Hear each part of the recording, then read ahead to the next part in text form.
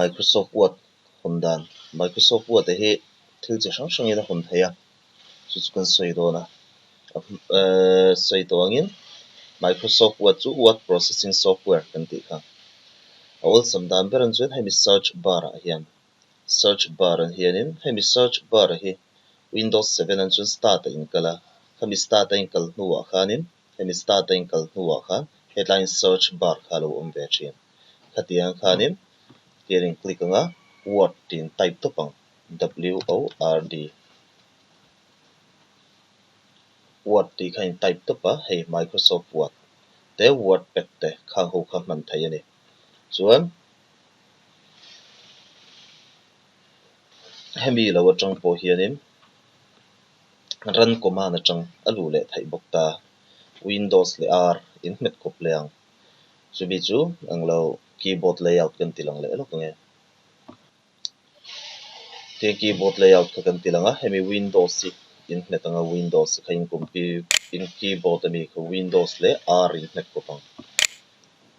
tikhan ei run command ron suak ta ni hemi run command an hianin hemi run command an hian WINWORD winword ti kharon suak ani winword ti ka kan type pang chuan kan okay ang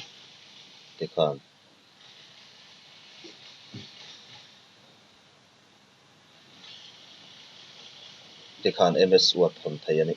na ni chuan chubi zo hemi start ang khang kalila start a kan kala Windows 7 an chuan all programs a hetan hian all programs lo lang leang all programs sai lut leanga chuan all programs sai lut nuwa khanin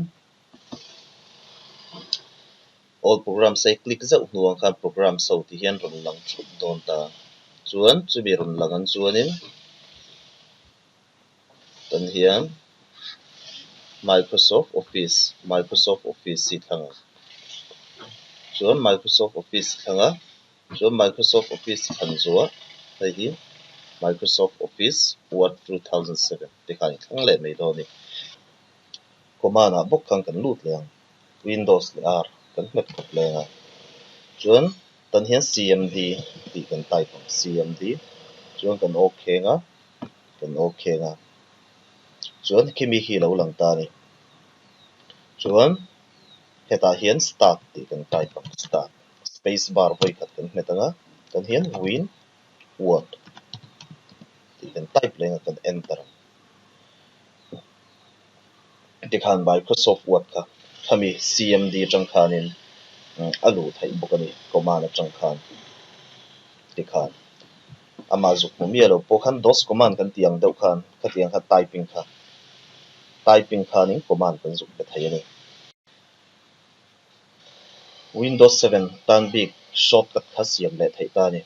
Windows 10 a hian ina thai lawa Windows 7 tan shortcut kha siam thai ani chu start in kalanga start a all programs ron lang leang start in kal khan line all programs ron lang lea soi tong khan Windows 10 an hi chuna lang pura Windows 7 nen khan in ang lo deuh thina line all programs ron lang lenga all programs in lut lenga chuan chubi zo MS Word Microsoft Office Word khain zong leang tum hian Microsoft Office Word hei tlai hi Microsoft Office ti ringot tikhan in click lea chuan tuna mi chu Windows 7 tan big ani chuan hemi Microsoft Word hi lo lang ta ni heta hian in right click